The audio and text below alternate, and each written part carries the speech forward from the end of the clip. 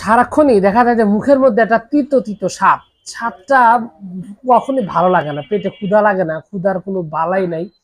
আহ জোর করে খেলেও দেখা যায় খাওয়া যায় না, এটা খুব খারাপ একটা অবস্থা।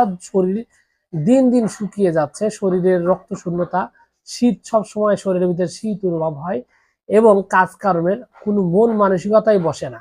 একটা মনোযোগ দিয়ে একটা কাজ করবে বা পড়াশোনা করবে বা কিছু একটা করবে, তার প্রতি তার কোনো আগ্রহই নেই, কোনো ফিলিংসই নাই, তার মনের মধ্যে মানে সব সময় একটা উড়া উড়া ভাব, একটা হতাশা ভাব সবসময় কাজ করে।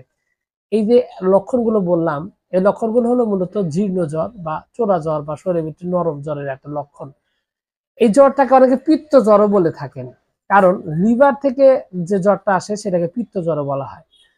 এই যে ভয়ঙ্কর একটা রোগ, যে রোগটা একটা মানুষকে আস্তে আস্তে আস্তে আস্তে একদম ধ্বংস করে দেয়, মৃত্যুর দিকে নিয়ে যায়, সেই ভয়ঙ্কর রোগটা দেখা যায় যে আমরা অনেকেই সমাধান করার জন্য চেষ্টা করি, কিন্তু বাস্তবে দেখা যায় যে সেরকম ভাবে ভালো কোনো রেজাল্ট আসে না, রোগটা পুরোপুরি ভাবে স্থায়ী ভাবে ভালো হয় না। তো এটার পিছনে মূলত কি কারণ, এটা কি ধরনের চিকিৎসা নিলে এটা ঠিক হবে, কি ধরনের ওষুধ খেলে এটা ভালো হবে, সেটা নিয়ে আজকের এই ভিডিওতে আমি কথা বলবো। তো এখানে দুটি আমি ওষুধের ব্যাপারে কথা বলবো, যদিও আমি হোমিও ওষুধের ব্যাপারে একটু বেশি কথা বলি, কিন্তু আজকে বলবো হলো আয়ুর্বেদিক ওষুধের ব্যাপারে। কারণ এই জীর্ণ জ্বর চোরা জ্বরটা সাধারণত আয়ুর্বেদিক ওষুধের মাধ্যমে পুরোপুরি ভাবে স্থায়ী ভাবে এটা ভালো করতে খুব মানে ভালো একটা সুনাম রয়েছে। তো এই জীর্ণ জ্বর বা চোরা জ্বর, এই যে লক্ষণগুলো আমি বললাম, এই লক্ষণটা আসলে কিভাবে যাবে, এই সমস্যাটা দূর করার জন্য সর্বপ্রথম যে ওষুধটি ব্যবহৃত করা হয় বা সবথেকে বেশি ব্যবহার করা হয়, সেই ওষুধটির নাম হলো অমৃতারিস্ট। এটা একটা সম্পূর্ণ আয়ুর্বেদিক ওষুধ, এটা সালসা ওষুধ, দেখতে খুব একটা সুন্দর না। ওষুধটা একদমই বোতল, কাচের বোতলে মার্কেটজাত হয়, যেহেতু আয়ুর্বেদিক ওষুধ। তো এই আয়ুর্বেদিক ওষুধটি মূলত আপনার যে কাজটা করবে, আপনার শরীরে জীর্ণ জ্বর যেটা রয়েছে এই যে দূর করবে। তবে পাশাপাশি আরো কিছু ঔষধ রয়েছে, তার মধ্যে অন্যতম একটা ওষুধ নাম হলো সর্বজ্বর হর লৌহ। এটা একটা বটিকা ওষুধ।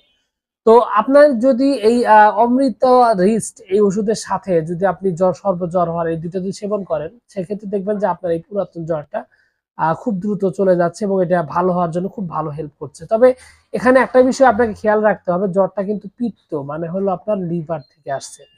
তো লিভার থেকে আসছে মানে আপনার লিভারের উন্নতির জন্য কাজ করতে হবে, কিছু নিয়ম নীতি আপনাকে ফলো করতে হবে, তাহলে কিন্তু আপনি এখান থেকে বের হয়ে আসতে পারবেন। আরেকটা বিষয় হলো যে আপনার জ্বর যদি দীর্ঘদিন যাবৎ চলতে থাকে, তাহলে দ্রুত আপনার যে কাজটা করা উচিত সেটা হলো রক্তের পরীক্ষা করা।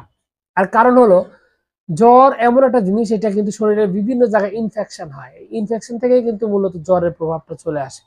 তো রক্তে যদি ইনফেকশন হয় তাহলে কিন্তু পরিণতি খুব খারাপ হবে। সুতরাং আপনার যদি জ্বরটা যদি সেরকম বহু পুরাতন হয়, তাহলে অবশ্যই একবার আপনার পরীক্ষা করা উচিত। আর রক্ত পরীক্ষা করলে আপনার জ্বরটা কি ধরনের জ্বর সেটা কিন্তু বোঝা যাবে।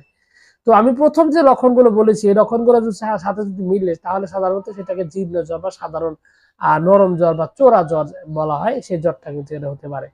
তো এটা সমাধান করার জন্য আপনি এই ওষুধগুলো খেতে পারেন, যেটা বললাম। এছাড়া লোহা সাপ নামক একটা ওষুধ রয়েছে, লোহা সাপও কিন্তু আপনার এই রক্ত যে জ্বরটা রয়েছে, জ্বরটা দূর করে শরীরে রক্ত বৃদ্ধি করতে খুব ভালো হেল্প করে।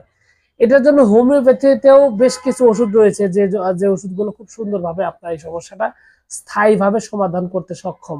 মোট কথা ভালো একটা সমাধান আপনি কিন্তু এই ওষুধের মাধ্যমে পেয়ে যাচ্ছেন। তো সবকিছু মিলিয়ে আসলে আপনার রোগটা হলে আগে, সবার আগে রোগটা নির্ধারণ করা জরুরি। তারপরে রোগটা পুরাতন হলে তারপর একজন অভিজ্ঞ একজন চিকিৎসকের তত্ত্বাবধানে চিকিৎসা নেওয়াটাও জরুরি।